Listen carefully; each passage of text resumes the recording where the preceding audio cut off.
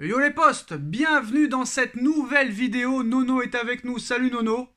Salut Sacha. Nono, tout va bien au Paris Saint-Germain. Victoire au Trophée des Champions, 4 buts à 0. Victoire lors de la première journée à Clermont, 5 buts à 0. Hier soir, victoire pour la deuxième journée, 5 buts à 2. À part les 2 buts encaissés bêtement, tout va bien au Paris Saint-Germain. Jusqu'à ce que monsieur Kylian Mbappé fasse la gueule et la moue pendant tout le match, malgré quand même qu'il soit impliqué sur le premier but du Paris Saint-Germain et qu'il soit buteur sur le quatrième. Neymar qui fait un début de saison stratosphérique. Le roi Neymar est au niveau, mais malheureusement, comme tu le sais, au Paris Saint-Germain, ça ne reste pas tout rose pendant plusieurs jours. Tous les jours, il y a un problème au Paris Saint-Germain. Et Neymar, après le match hier, sur Twitter, n'a pas pu s'empêcher de liker quelques commentaires bizarres qui critiquaient Mbappé. Donc on va vous les lire tout de suite. Et Nono donnera son avis et son jugement juste après. Aujourd'hui, dans le match du Paris Saint-Germain, Neymar a marqué et humilié le gardien encore une fois sur penalty. Neymar est le meilleur tireur de penalty au monde.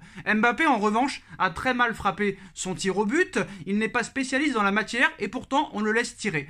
Après le match, l'entraîneur a déclaré que Mbappé sera le principal frappeur de l'équipe pour la saison. Une absurdité. Neymar a liké ce commentaire. Mais c'est pas tout.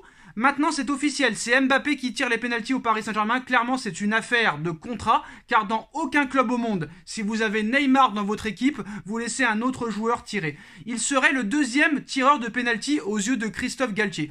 Il paraît qu'à cause du contrat de Mbappé, c'est Mbappé qui est non seulement le directeur sportif de Paris Saint-Germain et non Luis Campos, mais en plus de ça, c'est Mbappé qui est devenu le propriétaire du Paris Saint-Germain. Neymar aussi a liké ce tweet, Nono.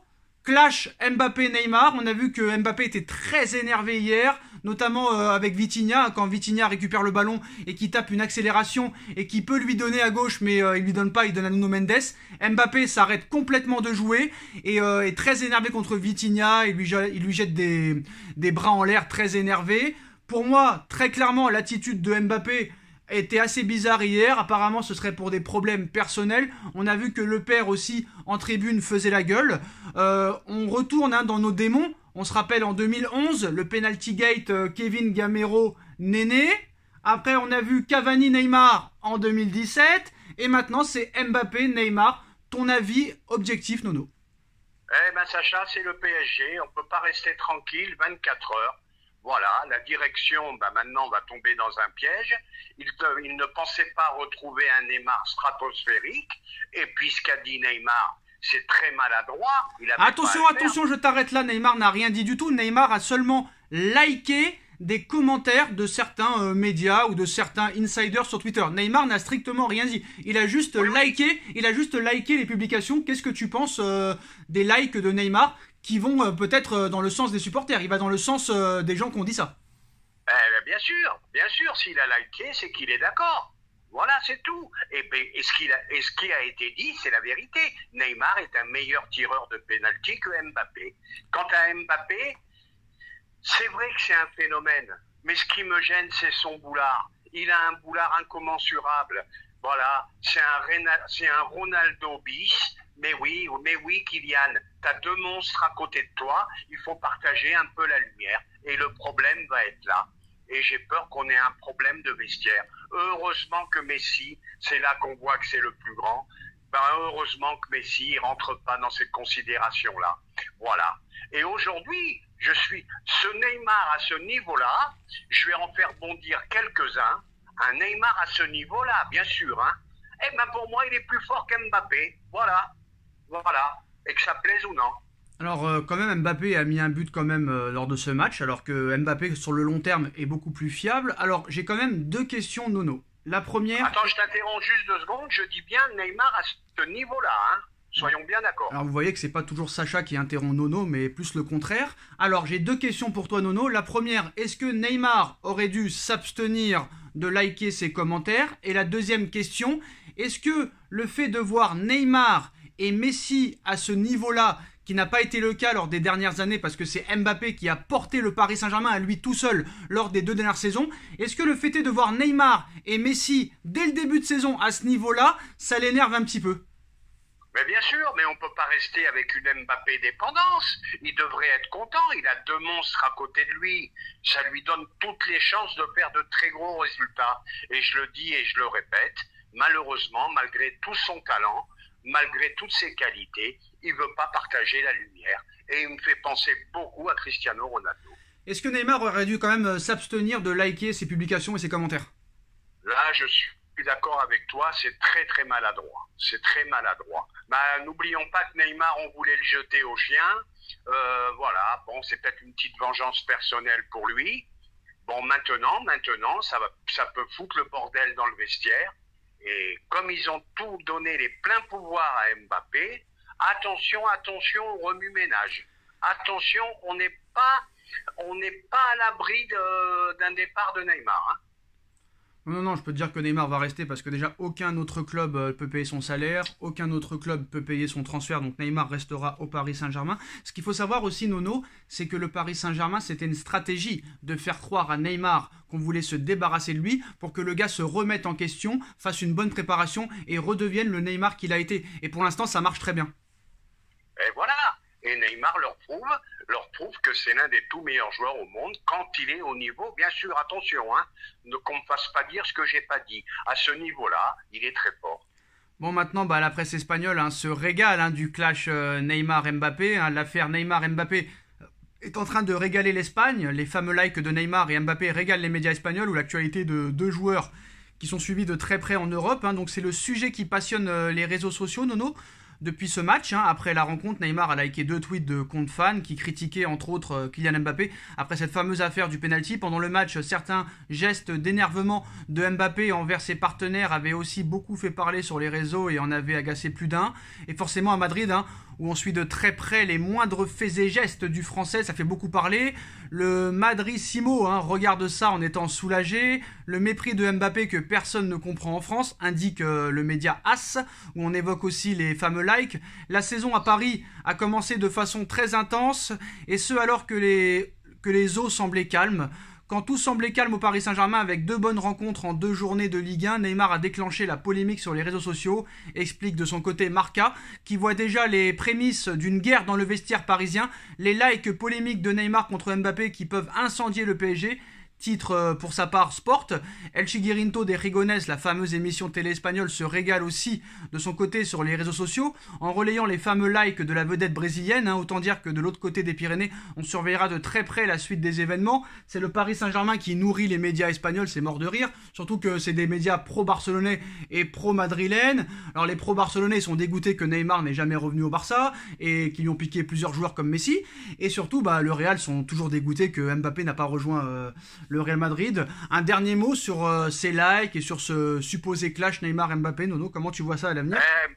La presse espagnole s'est toujours pas remis de la non-venue de Mbappé. Et la presse espagnole s'aperçoit que les meilleurs joueurs sont en France. Et ça, comme tu as dit, c'est le PSG qui les nourrit.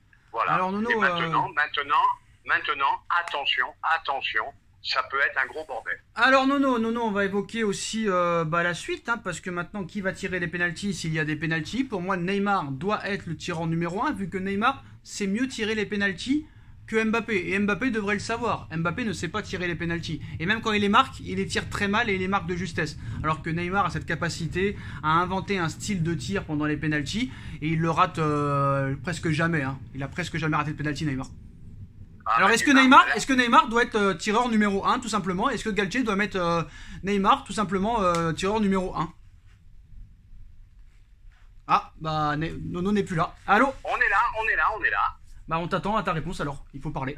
Neymar, non seulement il tire bien les pénaltys, mais il humilie les gardiens. Et malheureusement, le tireur de pénalty sera Mbappé. C'est signé sur le contrat. Alors j'espère que Christophe Galtier ne va pas sucer la bite à Mbappé. Ce qu'il faut savoir, c'est que ça y est, Mbappé a prolongé. Donc maintenant, on peut se servir de lui.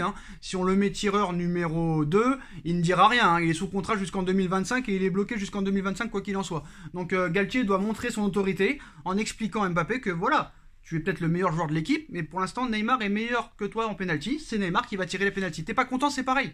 C'est pour ça que j'ai peur de Galtier sur ça. J'ai peur que Galtier n'ait pas les couilles de dire les choses aux joueurs. Tu vois ce que je veux dire ou pas? Comme un Mourinho ou un Guardiola, par exemple.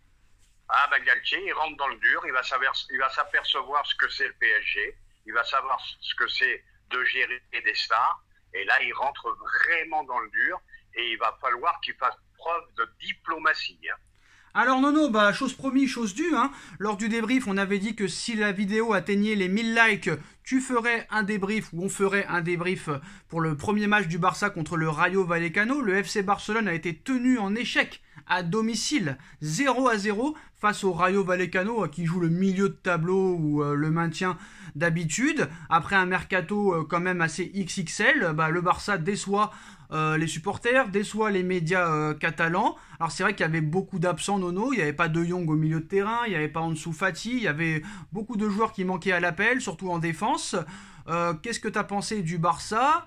Est-ce que ça va être quand même dur cette année pour eux ? Est-ce que le Real est favori ? Mais qu'est-ce que tu as pensé du match du Barça, qui avait quand même pour moi une équipe largement au-dessus du Rayo Vallecano, mais qui n'a pas réussi à trouver la faille, avec notamment beaucoup de tirs, mais pas beaucoup cadrés.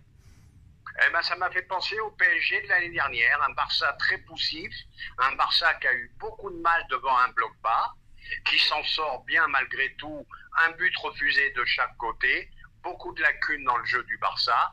Et par contre, encore une chose qui m'a gêné, on va revenir encore là-dessus, 10 minutes d'arrêt de jeu, eh ben, c'est le signe du Barça.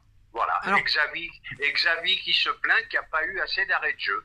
Donc il leur faudrait peut-être un quart d'heure ou 20 minutes pour pouvoir marquer un but. Alors ce qu'il faut savoir, Nono, c'est que depuis qu'il y a 5 changements de chaque côté, il y a beaucoup plus d'arrêts de jeu maintenant qu'avant. Et surtout que j'ai remarqué l'année dernière, que ce soit l'Atlético Madrid, que ce soit le Barça ou que ce soit le Real, tant que ces équipes-là ne mènent pas au score, l'arbitre met beaucoup d'arrêts de jeu, donc ça veut dire ce que ça veut dire. Franchement, il y avait quand même Rafinha à droite, Dembélé à gauche, Robert Lewandowski dans l'axe. Certes, au milieu de terrain, il manquait quelques joueurs comme Pedri et comme Frenkie de Jong, comme Ansu Fati, comme Franck Kessié, qui sont rentrés quand même en cours de jeu, mais qui n'ont pas apporté grand-chose. Surtout la défense, qui n'était pas exceptionnelle. On a vu Araujo à droite alors qu'il joue dans l'axe. Eric Garcia, pour moi, n'a pas le niveau de jouer dans cette équipe.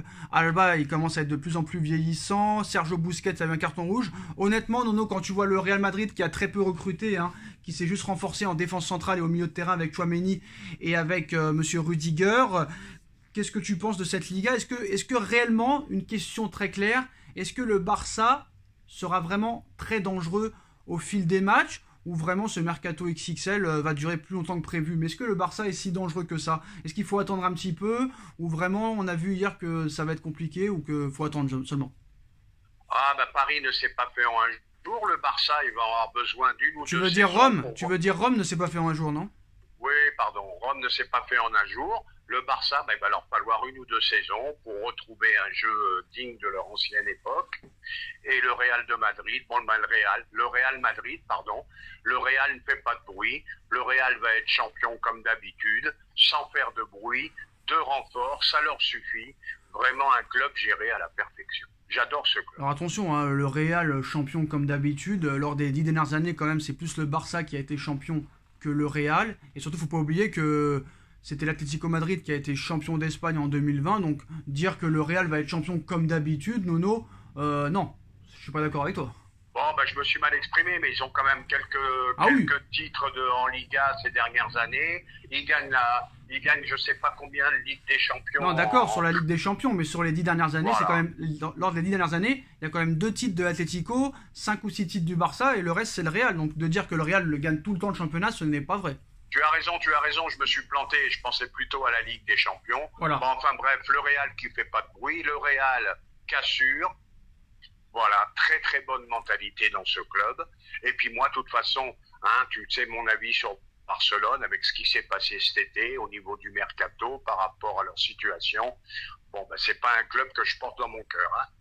Et voilà les postos, voilà les dernières infos de ces dernières heures. Le clash Mbappé-Neymar, qui doit tirer les pénaltys, Neymar ou Mbappé, vous savez mon avis. Vous avez l'avis de Nono. Puis le Barça tenu en échec 0-0 à domicile face au Rayo Vallecano. Donc ça s'annonce une saison quand même assez bien au niveau du suspense dans les championnats. Merci Nono d'avoir été avec nous. On like, on partage, on commente, on s'abonne. Et on se retrouve très vite pour une nouvelle vidéo les postos. Tchuss. Tchuss.